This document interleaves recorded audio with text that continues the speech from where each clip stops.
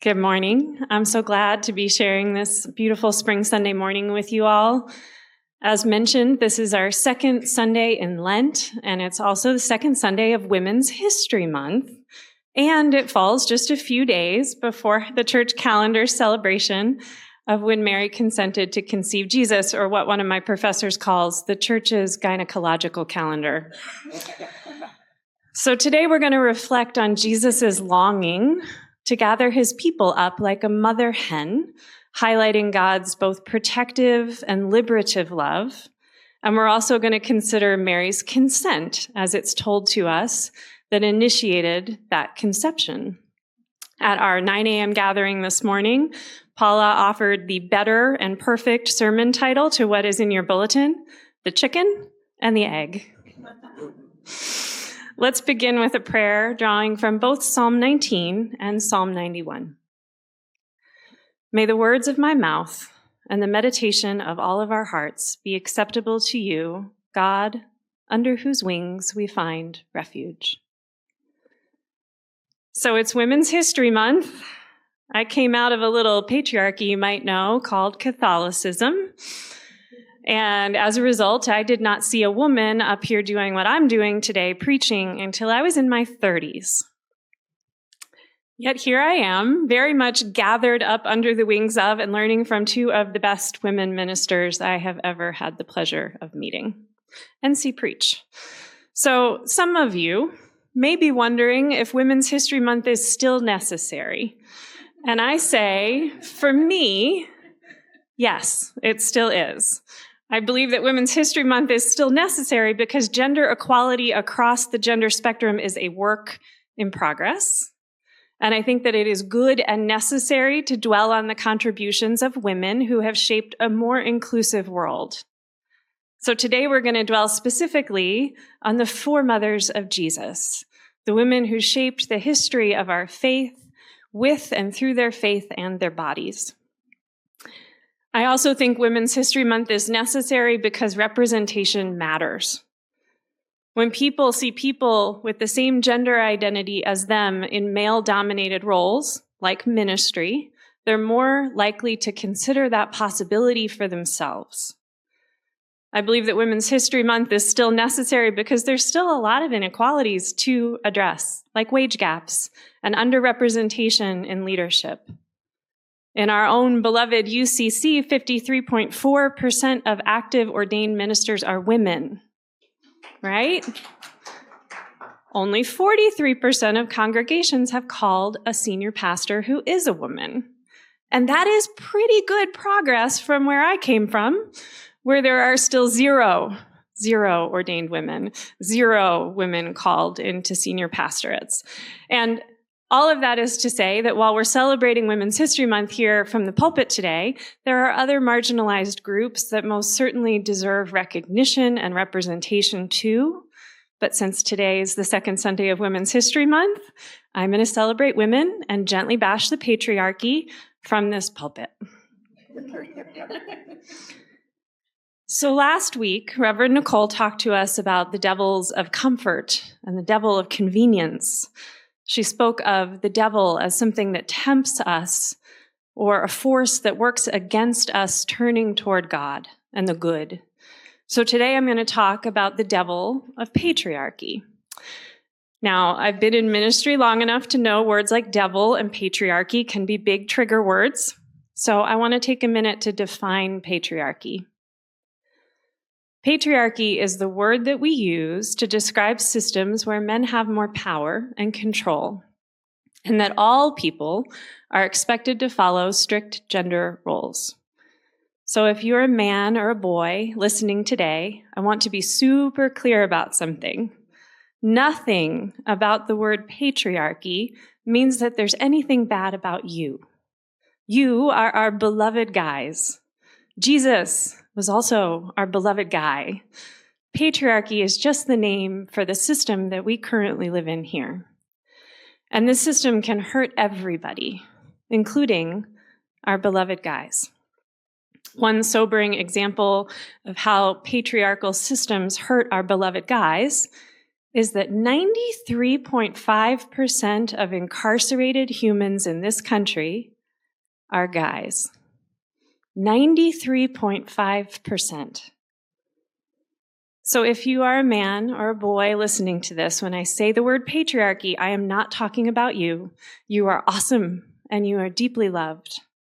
And patriarchy is a devil that we all dance with. So in our Luke chapter 13 verse today, Jesus stands in stark contrast to Herod, a patriarch in the Roman Empire. Herod is called a fox by Jesus, cunning and violent and divisive. Jesus, in contrast, describes himself as a mother hen gathering her chicks under her wings. And it's a striking image. We're used to hearing about Jesus as shepherd, Jesus as king, but here Jesus names himself mother, seeking to protect her children from the dangers of the world. And as I said during our Sermon for All Ages, Jesus doesn't take on the persona of an aggressive mama animal, takes on the persona of a humble mother hen. A hen is not a predator. A hen does not go on a fence to protect or to get what she wants. A hen simply spreads her wings and gathers her children up under a posture of radical, vulnerable love. So unlike some of our popular superheroes in pop culture, Jesus did not emerge out of nowhere. We don't find him in a cornfield. So I want to take a look for a moment at the other sacred text today, the text of the conception of Jesus, and the text of Mary's consent to that conception. In the church liturgical calendar, as we mentioned, the Annunciation, which is the conception of Jesus, falls on March 25th, which if you do the math, that's 9 months before December 25th. You're with me on the development here. It's a moment of conception that I think we hear so much about, usually at Advent, that we maybe don't sit with the scandal of it enough. I know I don't. And I had the privilege of doing that this week as I prepared this message. Because I think the truth is that when the angel Gabriel came and asked Mary, maybe Mary could have said no. But also maybe Mary could not have said no. Womanist theologians like Reverend Dr. Renita Weems have asked the necessary question about this text. Did Mary really have the power to say no? After all, she was a young girl, unmarried, in a patriarchy where girls were given away in marriage without any say as the norm. And we can't go back in time and sit with her and know if Mary had real or full agency, but we have to ask that question. And I take some consolation that Luke's text today that we heard does not tell us that Mary was ordered or that Mary was coerced. Luke tells us that Mary questions, that Mary pondered, and that she was troubled. And then finally, when Gabriel makes the case that nothing is impossible with God, she responds, "Let it be with me, according to your word." And I think there's a deeper truth in that question of, could Mary have said no? Did Mary have to say yes? Whether or not Mary had that full agency, the real good news is not just about what she did with it. It's about what this passage tells us about who God is. Because God does not operate like the patriarchal Roman Empire that was the context for that situation. Where patriarchy would force, God invites. And where patriarchy would take agency away, God extends agency. And where patriarchy might demand submission, God works through relationship. So the God that we meet in the moment of Christ's conception is one who models partnership and co-laboring and co-creation. Those are words that should be very familiar to you with the way ministry is done here. And the Mary that we meet in the moment, like she said, she questions and she ponders and she says yes. And that yes is something I think we should celebrate in Women's History Month. I celebrate that Mary was willing to bear a Christ that patriarchy could never contain. And Like Jesus, Mary also did not emerge out of nowhere. She's part of a lineage, a line of women whose stories of risk and resilience led to the birth of our God in our world. I love that there is a radical genealogy given to us of Jesus in the first chapter of the Gospel of Matthew. The other genealogies that are given to us in our Gospels are patriarchal, meaning they name the men that were involved, but they don't name the women. But Matthew gives us a lineage where women's names appear, where women's names were usually left out. And not just any women. These were women whose very stories push against the norms of patriarchy. Tamar and Rahab and Ruth and Bathsheba. Women whose lives were shaped by systems that sought to control them, and yet God worked through their constricted choices, through their limited agency, and into some impossible yeses. I wish I could give you a sermon on each one of these women, but the rapid summary is this.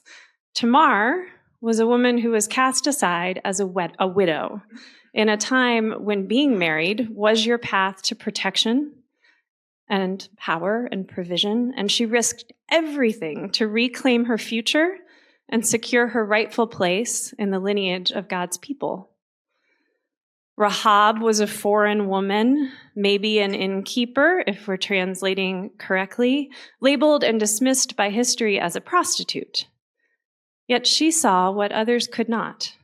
With boldness and faith, she defied expectations and she sheltered God's people. Ruth was also an outsider, a Moabite widow bound by loss.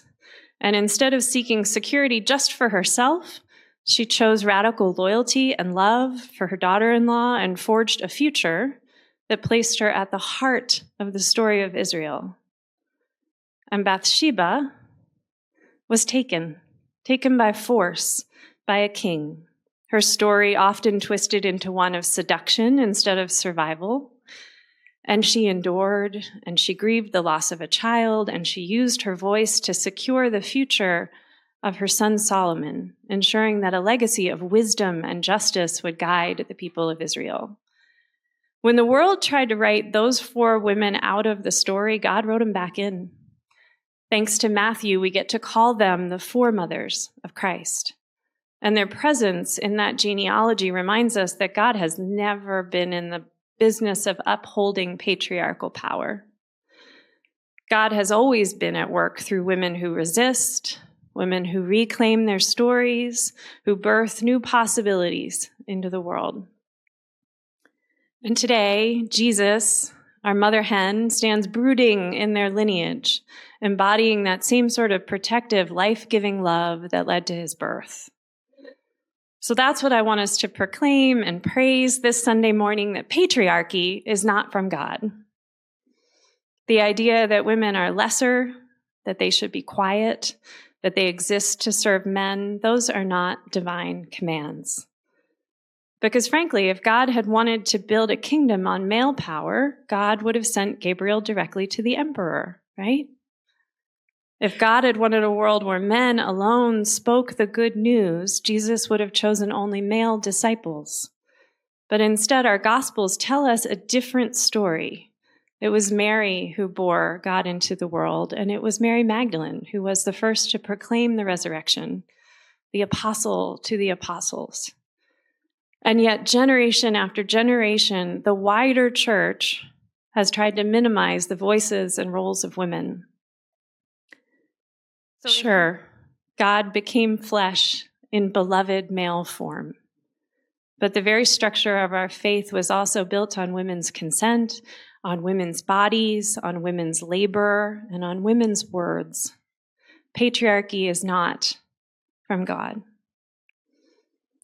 Jesus longs to gather us up under his wings, just like the people of God in our passage today. But sometimes we find ourselves scattered, factioned, and divided.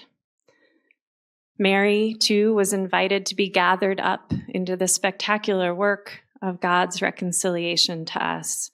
But before she said yes to that, she questioned and she pondered and she took time to think and to wonder and to weigh the costs And I think that that's a really good model.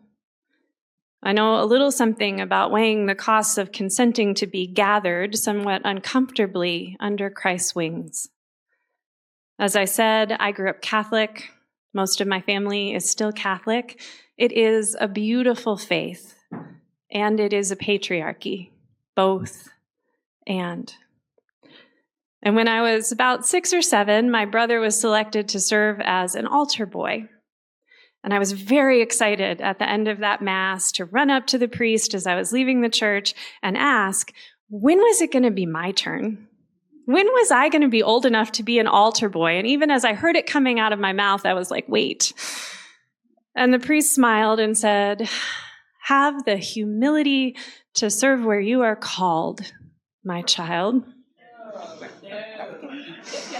And then he patted me on the head. This is the man who both baptized me, gave me my first communion, and married me. But what was I supposed to do when God was calling this girl child into ministry? Like Mary, I was perplexed. Like, how can this be, God? Where Mary said, I'm just a young girl. I'm like, I'm just a young Catholic girl. And like Mary, I pondered. I considered whether I could be a nun, the only place I saw women in religious leadership. And I weighed this deep desire to become a mother, which also felt like a calling. And then when I was 18, I assumed that maybe God had dialed the wrong number, because I didn't know yet how persistent God can be.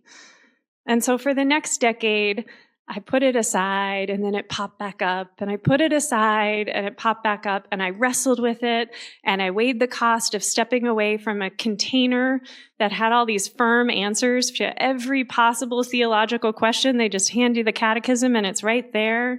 I weighed the cost of leaving that container where my family would stay. I weighed the cost of it in my marriage to a then Catholic man. I weighed the cost of losing that community that had raised me. And yet with each step away, I still wasn't quite ready to say yes to God. I threw myself into other very worthy causes, creation care, and so many different beautiful lay ministry roles. And I convinced myself that that was what God meant, right? It was worthy. I was trying to have the humility to serve where I was called. Because the roots of patriarchy are deep. Even as you're deconstructing, you have to keep pulling them out. And then one Sunday at our beautiful Episcopal church, a lady priest got up and preached, presided over communion like it was the most normal thing in the whole world. And for me, it was like the sun was breaking through a very long stretch of cloudy days. Seeing her doing what she was clearly called to do, and seeing it normal and affirmed, shifted what I believed was possible.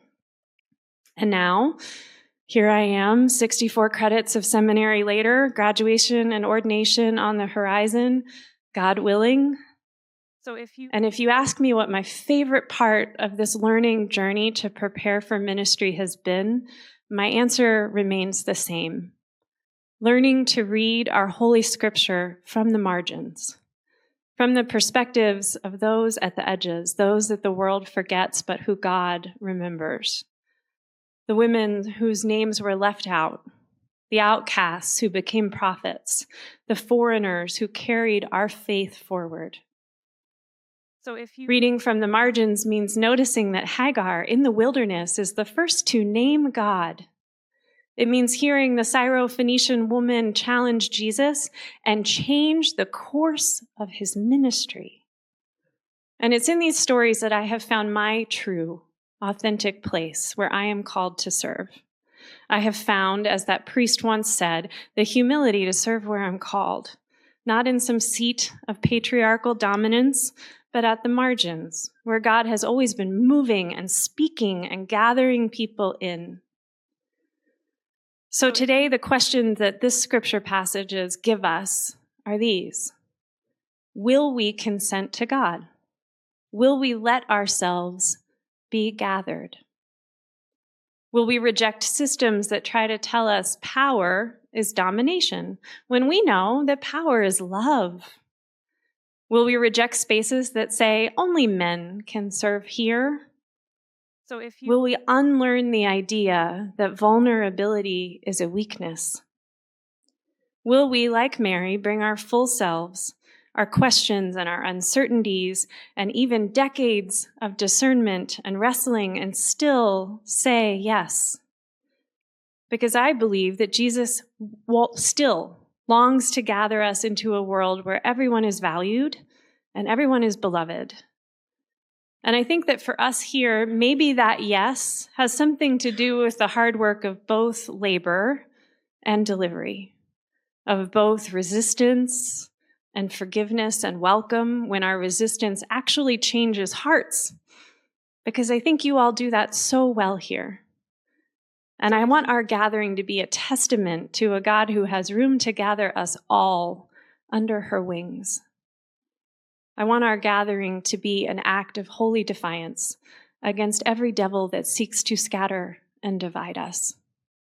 Or, as Mary said it best and simply, let it be with us, according to God's word. So now, as is our custom, I invite you to turn in groups of 2 or 3 and discuss either of these questions. What does Jesus calling himself a mother hen reveal to you about God? And what does it look like to say yes to being gathered, both personally and as a community of faith? And we'll come back together in just a few minutes.